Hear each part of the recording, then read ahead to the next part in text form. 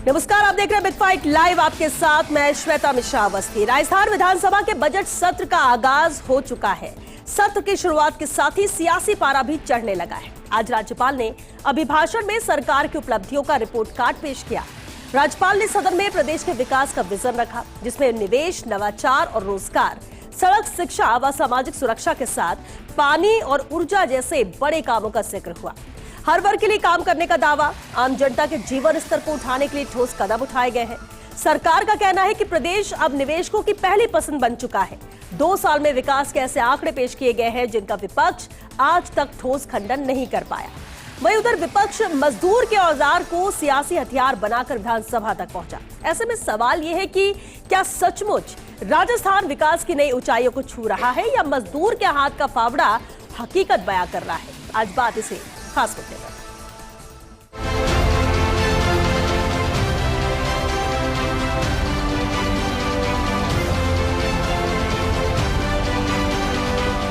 विपक्ष हमारी ताकत है। विपक्ष हमें राजस्थान के विकास को विजन को अपना विजन मतलब है। राजस्थान ऐसा प्रदेश बन गया है जहां एरिया डिस्टर्ब एक्ट जो है वो बनाने की जरूरत पड़ी है।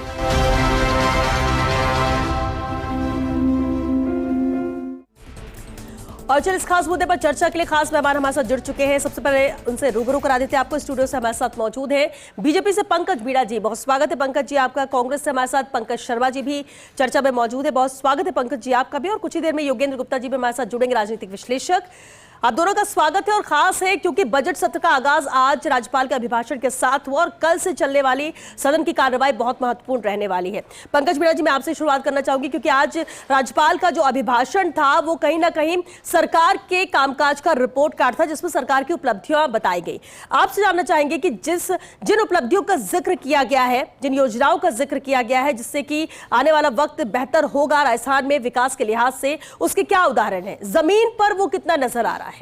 देखिए, बिल्कुल निश्चित रूप से माननीय राज्यपाल जी का जो आज विधानसभा में अभिभाषण था वो हमारी न केवल 2 साल की उपलब्धियों की एक झलक भी थी, तो आने वाले हमारे जो साल है और जिसमें हमारी सरकार जिस प्रकार से एक जनता की खुशहाली के लिए जो योजनाएं लाने वाली है, जिस प्रकार से विकास करने वाली है, उसको लेकर भी एक विजन राज्यपाल जी के अभिभाषण में नजर आया।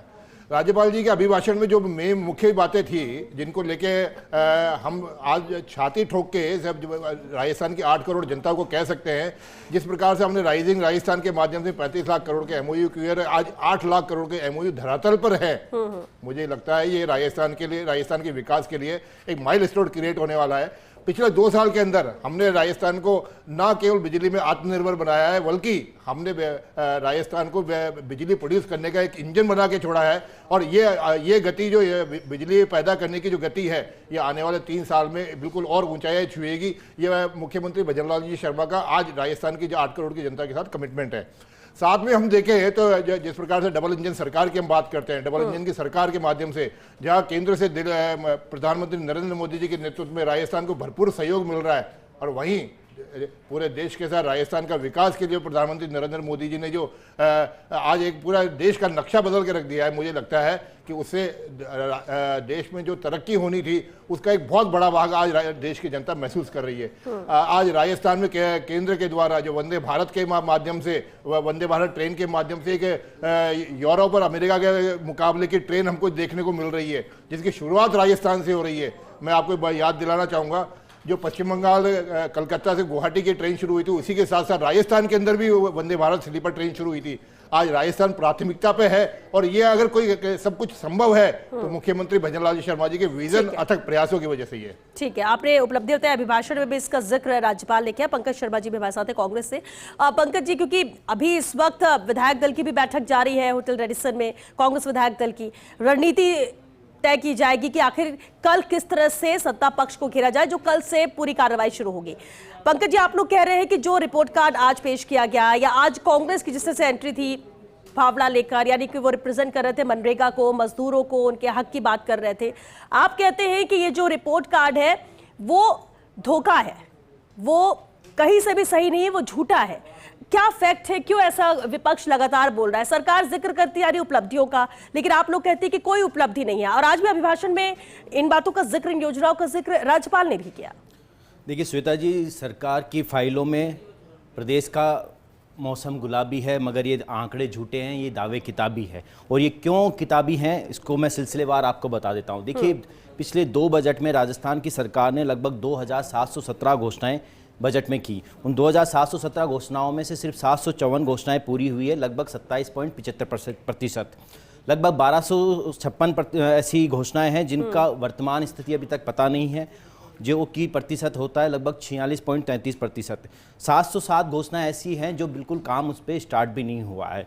दूसरी सबसे बड़ी बात, लगातार राजस्थान के ऊपर कर्जा लगातार बढ़ता जा रहा है। लगभग हर व्यक्ति पर 1 लाख से ज़्यादा का कर्जा बढ़ता जा रहा है और राजस्थान सरकार का भी कर्जा लगभग बढ़ के 7.26 लाख करोड़ का हो जाएगा। अब इसमें अभी राजस्थान सरकार लगभग 14,455 करोड़ का कर्जा और लेना चाहती है। 19,675 करोड़ का कर्जा तो उन्होंने केवल ब्याज में चुकाया है। और आप देखिए कि रेवेन्यू डेफिसिट भी लगभग 81.72% बढ़ गया है। अब सिलसिलेवार बाकी मद पे भी मैं आता हूं। देखिए, स्वास्थ्य की बात अगर हम करें तो हम सब देख सकते किस तरीके से जो स्वास्थ्य योजनाएं हैं राजस्थान में वो चरमराई हुई है। आईपीडी टावर का काम लगभग रुका हुआ है। जिस तरीके से SMS में जलकर बहुत सारे लोग मारे गए, अभी तक भी पता नहीं है कि कौन जवाबदेही किसी की तय नहीं है। जिस तरीके से कप सिरप में हम सब ने देखा, कप सिरप की वजह से बच्चे मारे गए, लेकिन जवाबदेही अभी भी किसी की तय नहीं है। जिस तरीके से लगातार जगह जगह जिला स्तर के अस्पताल हों, SMS जैसे अस्पताल में मशीनें खराब हैं, बहुत सारे कर्मचारी अधीक्षक नहीं लगे। आप देखेंगे कि राजस्थान में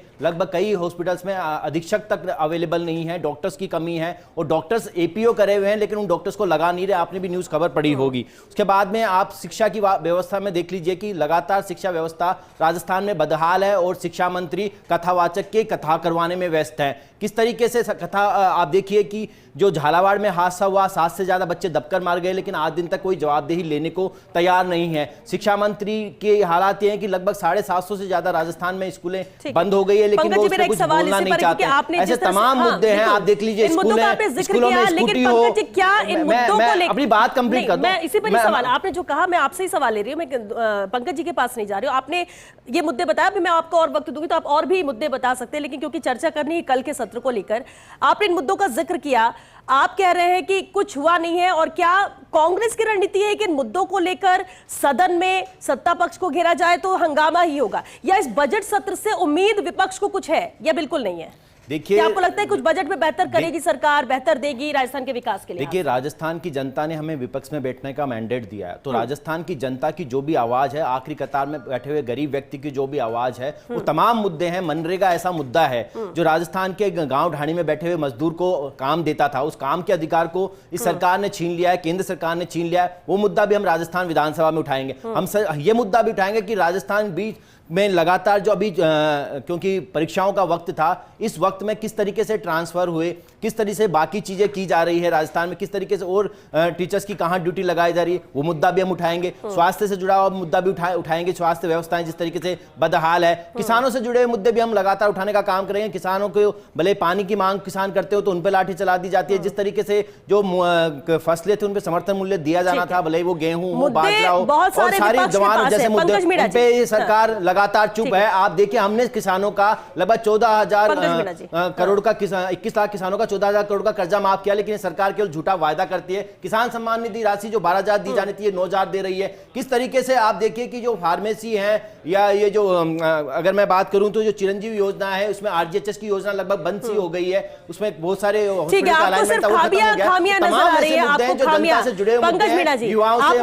का जिक्र किया, लेकिन पंकज शर्मा जी को लगातार सिर्फ खामियां नजर आते हैं, और ये वो सब मुद्दे हैं जिनको कह रहे हैं वो कि विपक्ष सदन में उठाने वाला है और इसको लेकर तैयार भी होगी सत्ता पक्ष।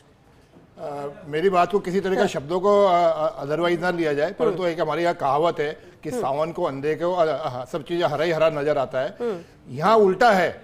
यहाँ कांग्रेस के तमाम नेताओं ने अपना 5 साल का एक काला चेहरा देखा है। पूरे 5 साल राजस्थान जिस प्रकार अंधकार में राजस्थान जिस प्रकार गर्दिश में गया, इन्होंने अभी तक वो देखा है, और अभी तक वो इनका चश्मा हटा नहीं है।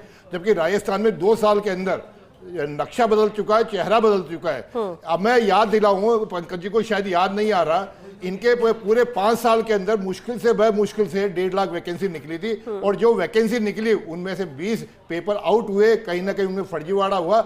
और पिछले 2 साल के अंदर हमने एक एक करके सब फर्जीवाड़े पकड़ने का काम किया, और न केवल फर्जीवाड़ा पकड़ने का काम किया, हमने भर्तियां देने का काम किया, हम 2 साल के अंदर 2 लाख से ज्यादा भर्तियां कर चुके हैं और 1 साल का हमने कैलेंडर जारी कर दिया है। अगले 1 साल के अंदर हम 1 ठीक है, लाख भर्ती बिल्कुल इस दिशा में बेहतर काम, लेकिन सरकार की तरफ से सड़क, बिजली, पानी को लेकर बेहतर काम करने का दावा किया जा रहा है, लेकिन दूसरी तरफ पंकज जी कई ऐसी तस्वीर देखने को मिलती ग्रामीण इलाकों में भी जो इससे अछूती है, जो आप दावे इन बेसिक चीजों को लेकर कर रहे हैं वो भी नहीं पहुंच पाई है। तो क्या इसको लेकर मॉनिटरिंग या फोकस है सरकार का? चलिए सब कुछ एकदम दुरुस्त नहीं हो सकता, लेकिन इसमें फोकस कितना है? हाँ। निश्चित रूप से माननीय मुख्यमंत्री जी के स्तर पर सीधी हर चीज की मॉनिटरिंग हो रही है। उसके अलावा हमारे प्रत्येक मंत्री प्रभार वाले जिले के अंदर जाके ग्राउंड पे लेके जाकर रिपोर्ट लेके आ रहे हैं। आपने कुछ दिनों पहले देखा होगा कि हमारे के जो मंत्री कैंप के अंदर गए और कैंप के अंदर कोई छोटी सी गड़बड़ भी पकड़ में आई तो मंत्री ने वहां सबके सामने लताड़ लगाई और हर चीज को दुरुस्त करने का काम किया। ये हमारी मॉनिटरिंग का नतीजा है। परंतु मैं श्रोता यहाँ एक चीज का जिक्र जरूर करना चाहूंगा, जब से कांग्रेस विपक्ष में बैठी है, चाहे राजस्थान में हो चाहे देश में हो, कांग्रेस का एक शगल ये बन गया है कि वो केवल और केवल सदन के सुर्खियां बटोरने के लिए न्यूसेंस क्रिएट करते हैं। इनके पास मुद्दे नहीं होते और मुद्दे नहीं होते तो केवल हल्ला करके सदन का समय खराब करते हैं। आप याद करिए कि एक जमाना था जब सदन के अंदर बहस हुआ करती थी और बहस से एक अच्छा नतीजे निकल रहा करते थे, और पिछले 2 साल का हम देखें तो केवल और केवल सदन का समय ये अवसर ढूंढते हैं कि किसी तरह हम टीवी में दिख जाएं, किसी तरह हम अखबार में छप जाएं। मुद्दे होते नहीं है इनके पास में, और केवल मुद्दे जब नहीं होते तो इस प्रकार की बात याद है। जैसे अभी यहाँ हमने चर्चा में देखा, ये कह रहे मनरेगा बंद कर दी। मुझे आश्चर्य होता है जिस मुख से ये वाणी निकलती है कि मनरेगा बंद कर दिया। अरे साहब, हमने तो 100 दिन को 125 दिन कर दिया। योजना को हमने उसको और इनोवेट किया है, जनता की मांग के अनुसार से उसको हमने सुधार करके सबके सामने दिया है, और उसी का परिणाम है कि आपने मनरेगा को लेके जो वीवी जी राम जी को लेके जो आपने आंदोलन किया उसमें आपके साथ में कई किसान नहीं जुड़ा, कोई गरीब गांव का आदमी नहीं जुड़ा, केवल और केवल कांग्रेस का नाटक का मंच बन के रह गया। ठीक है पंकज मीणा जी, आपने जिक्र मनरेगा को लेकर किया, लेकिन पंकज शर्मा जी, मनरेगा को लेकर आप लोग ने पहले भी आवाज बुलंद की थी और इसे लेकर आप कह रहे थे कि देश भर में भी आवाज मजबूत करेंगे, लेकिन सदन में आज विधानसभा में फावड़ा लेकर पहुंचना, क्या ये सिर्फ एक प्रतीकात्मक राजनीति थी या फिर मनरेगा को लेकर, मजदूरों के हक को लेकर भी ठोस रणनीति कांग्रेस ने बना रखी है, इस सदन में भी और सदन के बाहर भी? देखिए, डेफिनेटली श्वेता जी, कांग्रेस ने एक मजबूत प्रोग्राम इस मनरेगा का जो का नाम चेंज किया है, और नाम चेंज करने के साथ साथ ये कानूनी ख़त्म कर दिया है, जो काम का अधिकार था उसे ही ख़त्म कर दिया है। उसके लिए हम लोगों ने 45 दिन का हमारा प्रोग्राम है जो लगातार चल रहा है, जो जिले का हो, प्रदेश का हो, ब्लॉक हो। अभी तो विधानसभा घेराव भी होना है, उसके बाद बाकी जो जिले में प्रोग्राम चल रहे हैं, ब्लॉक में चल रहे हैं, वो तमाम प्रोग्राम हमारे हों। 30 तारीख को हमारा अनशन का प्रोग्राम है, तमाम प्रोग्राम हमारे होने हैं। देखिए, सबसे बड़ी बात है, जो एक गाँव के गरीब की ढाणी में बैठे हुए व्यक्ति को जो काम का अधिकार, मजदूर को काम का अधिकार हमारी सरकार ने देने का काम किया था, यूपीए की सरकार ने, वो इस सरकार ने खत्म कर दिया है। और बड़ी चालाकी के साथ ये कह रहे हैं कि हम 125 दिन का काम देंगे, लेकिन सच्चाई ये है कि 2 महीने तो उनको काम ही नहीं दे पाएंगे। और जो अधिकार हम लोगों ने दिया था कि वो हक के साथ ग्राम सभा में जाके काम मांग सकता था, वो काम अब इनको मिलेगा नहीं है, क्योंकि 15 दिन की हम लोगों ने तो डेडलाइन दे रखी थी, 15 दिन में काम देना ही होता था। इनके यहाँ वो सारे जो क्लोज हैं वो खत्म कर दिए गए हैं। तो ये एक झूठ है केवल कि केवल सिर्फ इन्होंने नाम चेंज किया, जबकि सच्चाई ये है कि इन्होंने पूरा कानून ही खत्म कर दिया है, पहली बात। दूसरी बात, देखिए राजस्थान में आप देख लीजिए, शिक्षा के, मैं अब शिक्षा, स्वास्थ्य, बाकी तमाम बातों पर भी आना चाहता हूं। अभी पंकज मीणा जी कह रहे थे कि हम तो काम कर रहे हैं लेकिन इनको कुछ दिख नहीं रहा है। देखिए, सच्चाई ये है कि राजस्थान में बोले ना तो किताबें हैं, ना यूनिफॉर्म है, ना स्कूल में टीचर्स हैं, ना कि जो स्कूटी योजना हम लेके आए तो वो भी आप देखिए किस तरीके से धूल फांक रही है। जो तमाम जो योजनाएं थी, विवेकानंद, जैसे राजीव गांधी स्कॉलरशिप योजना हमारी थी, उसको आपने नाम चेंज करके विवेकानंद स्कॉलरशिप कर दिया, वो ठीक है, लेकिन आपने उसको चेंज करने के बाद आप वहां कॉलेजेस में की संख्या भी कम हो गई है, वहां बच्चों की संख्या भी कम हो गई है। जिस तरीके से हम लोगों ने लगातार, आप देखिए कि ये जो पुरस्कार की राशि होती थी टीचर्स की, वो भी इन्होंने खत्म कर दी है। जो 10th और 12th के बच्चों को जो स्कूल यूनिफॉर्म दी जाती थी वो भी खत्म कर दी है। जो बाल बाटिकाएं हमने बनाई थी केयर टेकर, उनमें केयर टेकर नहीं है, 4 करोड़ का बजट लैप्स हो गया है।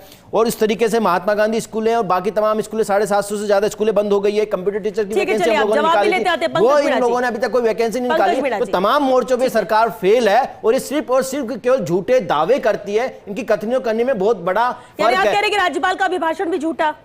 देखिए, राज्यपाल वही भाषण पढ़ते हैं जो सरकार ने दिया, और सरकार ने उसमें जो दावे दिए हैं, मैंने तो आपको साफ साफ बताया ना, कितनी योजनाएं थी, उनकी जवाब ले लेते पंकज मीणा जी, ये सच मैंने आपको बता दिया है। ठीक है पंकज मीणा, फिर आपके चैनल के माध्यम से याद दिलाना चाहूंगा और कांग्रेस के तमाम नेताओं से पूछना चाहूंगा कि आपने अपनी सरकार के टाइम पे जितने कॉलेजेस की घोषणा की थी उनका क्या हुआ? वो आपके कॉलेज जो आपने घोषणा की थी, आप अपने सरकार के कार्यकाल में जब घोषणा के 2 साल बाद तक आपने ना उन कॉलेजों को कोई बिल्डिंग दी, ना कहीं जमीन दी, ना कहीं आपने टीचर्स दिए, और स्थिति ये थी कि वो सारे कॉलेज केवल कागजों में चल रहे थे। हमारी सरकार है, जो हम घोषणा करते हैं उनको पूरा भी करते हैं, और आज स्थिति ये है कि शिक्षा के क्षेत्र के अंदर हम जो जिस प्रकार से राजस्थान तरक्की कर रहा है, आपको लगता है कि भाई इसमें शिक्षा मंत्री का कथा के आपको कथा से चिढ़े, राम जी से चिढ़े, शिक्षा मंत्री शिक्षा मंत्री बिल्कुल आपको राम जी के नाम से चिढ़े, और ये चिड़ी है पूरे राजस्थान में। सुनिए पंकज जी सुनिए, आपकी गंभीरता दिखाता है। अरे आपको गंभीरता से बताता हूँ। आप कह रहे हैं कि हमारे टाइम पे क्या नाम है मनरेगा में काम मिलता था। मैं आपको याद दिलाना चाहूंगा, आप क्या आंकड़े कहते हैं कि जो आज 100 दिन की गारंटी करते थे उसमें केवल 40 दिन मिलता था, और हमने वी राम जी के माध्यम से वादा किया है कि जो 125 दिन काम मिलेगा, और काम के अलावा अगर काम नहीं मिला तो उस दौरान उसको भत्ता दिया जाएगा। बताइए आपके सरकार के टाइम में कितना पैसा मिला? यहां तक कि आपके सरकार के टाइम में तो एक जगह काम होता था। प्रधानमंत्री का दावा था कि राजस्थान में पेट्रोल डीजल के दाम गुजरात हरियाणा के बराबर हो जाएंगे। हो गए क्या? काम होता था, वो काम धरातल में कहीं दिखता नहीं था। क्या करेगी राजस्थान सरकार? कब तक करेगी वो? आज हमने इस कानून में व्यवस्था करी है, बताइए ना। ग्राम पंचायत के माध्यम से कानून डेवलप होगा, ग्राम पंचायत की मॉनिटरिंग होगी, सोशल ऑडिटिंग होगी। उसके बाद भी आपको वी राम जी से चिढ़े। मैं आपको फिर कह रहा हूँ, राम जी से चिढ़ ठीक है। आप मुद्दे की बात करो, और ये अहम मुद्दे जिसको विपक्ष लेके चला है। योगेंद्र गुप्ता जी भी हमारे साथ जुड़ चुके हैं, राजनीतिक विश्लेषक के। मैं वापस करूंगी, मैं बात पूरी करूंगा। ये आज सदन के अंदर फावड़ा कुल्हाड़ी लेके आए। पूरे देश ने देखा कि किस प्रकार से इनके नेता परसों एक मंच के ऊपर कुदाली लेके खड़े थे।